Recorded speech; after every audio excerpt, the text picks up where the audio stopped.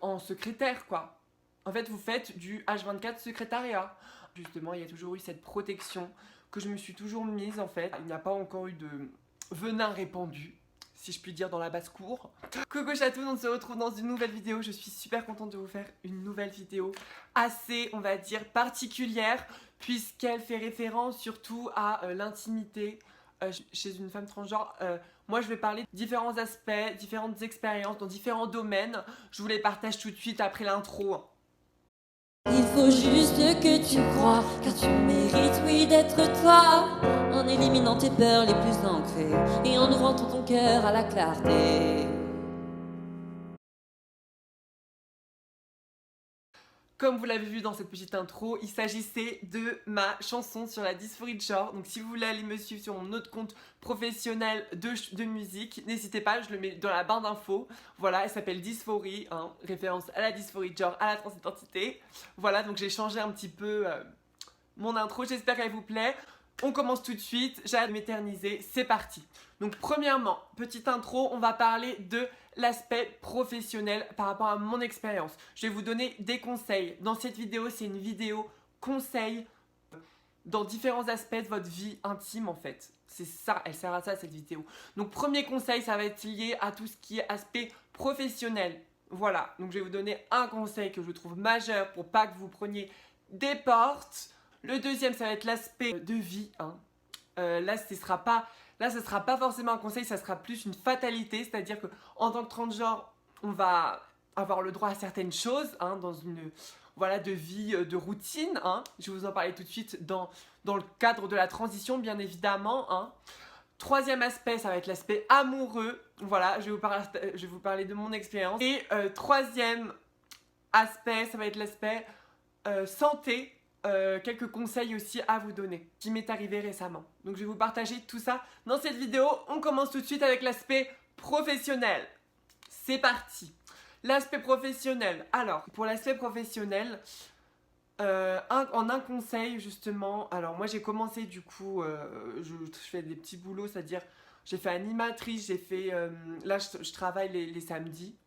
Je travaille les samedis comme un petit boulot, un petit job étudiante et tout ça. Voilà, parce que mon passing passe, hein, on va dire.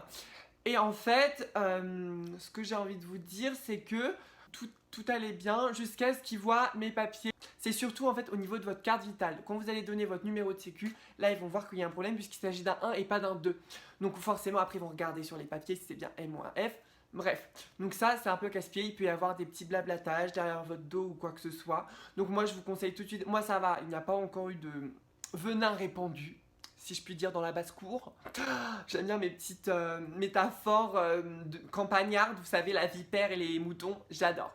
Bref, je m'éparpille encore une fois, je vais me recentrer. Vous prévenir que si vous tombez sur des personnes pas très humaines, pas très machin, ils peuvent le répéter à tout le monde et ça peut vous retomber surtout sur vous, surtout si c'est une grande enseigne. Donc je vous conseille de tout d'abord quand vous commencez votre transition de changer tout de suite prénom et genre en même temps. Pour changer le genre, ça va être un peu plus long que le prénom puisqu'il s'agit de faire une requête à déposer au tribunal. Je ferai une vidéo en parlant de tout ça, bien évidemment. Tout l'aspect administratif, hein. Même si j'en avais déjà fait il y a un an, j'avais parlé de mon changement de prénom qui a été effectué. Mais étant donné que j'attends encore l'accord de la justice, et bah, du coup, je peux pas vraiment vous en faire part encore des avancées. Bref, on passe au l'aspect numéro 2. Donc, il faut que vous sachiez que lorsque vous commencez les démarches Là, je suis en plein dans ma transition. Là, je finis, je suis vraiment à la fin de mes étapes.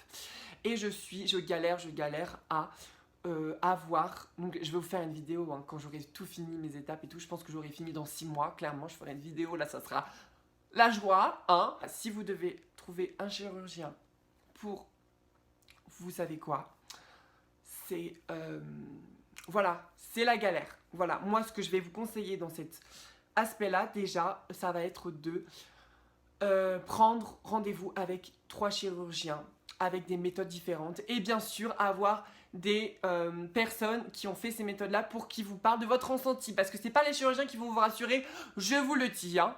Voilà, si vous voulez suivre mes aventures sur Instagram, je peux vous dire que la dernière fois j'étais enfermée 4 heures comme une chienne dans une salle d'attente en attendant mon chirurgien. Alors qu'il a... Attends, j'ai attendu 4 heures, il est venu que 5 minutes. Hein. Je sais qu'il est célèbre, mais bon, au bout d'un moment, il y a un quota aussi à respecter au niveau du respect. Je tiens à le dire. Bref, votre vie se transforme en secrétaire, quoi. En fait, vous faites du H24 secrétariat. Hein, donc moi, je vous conseille, étant donné que maintenant vous serez habitué, si vous avez des coups de fil à passer ou quoi, de travailler dans l'administration. Parce que là, je pense que vos capacités seront tout de suite élevées. Hein, parce que lorsqu'on est transgenre et qu'on veut faire une opération, je peux vous dire que les chirurgiens, c'est très compliqué, faut les harceler, faut les appeler, enfin faut passer par le service général, après ils basculent, après le service bascule, quand ils basculent, ils répondent pas, ils se sont trompés de service, ils se sont machin, bref, la galère, franchement, tout ce qui est rendez-vous avec les chirurgiens, c'est la galère, donc là je vous conseille vraiment de prendre déjà différents chirurgiens, des rendez-vous dès maintenant, enfin pas dès que vous commencez quand même pas parce que vous êtes peut-être pas sûr, mais franchement le plus vite possible parce qu'il y a beaucoup de délais d'attente et c'est une galère à les avoir. Moi, si vous savez le temps que j'ai passé, un truc de dingue. Bref, mais c'est pas l'aspect administratif, même si c'est très long ou quoi, pour moi c'était vraiment cet aspect là, j'ai cru que j'allais... Bref, maintenant on va parler du troisième aspect, ça va être l'aspect amoureux. Voilà, donc là ça va être un moment confidence. Faut savoir, mais je pense que les personnes qui veulent faire une transition le savent déjà, hein. L'aspect amoureux en tant que transgenre, c'est très compliqué. Moi, personnellement, c'est pour ça que je tiens quand même à le dire, parce que s'il y a des personnes qui sont dans la même situation que moi, je tiens aussi à les rassurer pour vous dire que c'est normal, que même si j'ai beaucoup de demandes, en fait, je n'arrive plus. Je crois que j'ai un blocage. En fait, c'est par la peur, en fait. Voilà, il y a plein de blocages et tout ça, et du coup il y a des grosses protections, voilà, je me protège, et c'est vrai que en tant que transgenre, on est tout de suite vu soit comme des femmes objets, soit pour des putes, soit pour des machins. Je sais que je suis dans la peur constante parce que je n'ai pas confiance, voilà quoi, en fait, trop de personnes jugent en fait sans savoir en fait ce qu'on a à l'intérieur plutôt que voir l'extérieur, donc c'est un peu compliqué. Voilà, je voulais quand même vous partager ça, qu'en fait moi depuis que je suis née, justement il y a toujours eu cette protection que je me suis toujours mise en fait, et voilà, pour me protéger entre guillemets, et sauf que cette protection elle part plus. Voilà, à force de protéger, ça reste quoi, donc bon, on verra bien au fur et à mesure des étapes. Mais en tout cas, voilà, s'il y en a qui sont dans le même cas que moi, ne vous inquiétez pas. Dire que mon expérience amoureuse, en fait, est semblable en fait à quelque chose qui est dans les sphères. Voilà, mais bon, c'est pas plus mal aussi parce que bon, c'est la meuf qui a trop le seum. Aussi, on est là pour se construire, quoi. Voilà, ça fait 19 ans que je me construis. Là, je commence à avoir ras-le-bol. Non, mais je veux dire, c'est très bien aussi de se construire seul. Comme ça, on sait tout de suite ce qu'on veut et on grandit pas avec des pervers narcissiques qui nous prennent notre énergie. Voilà, toujours voir le côté positif, je vous le dis tout le temps, mes chéris. Bref, ça c'était pour l'aspect un peu expérience amoureuse.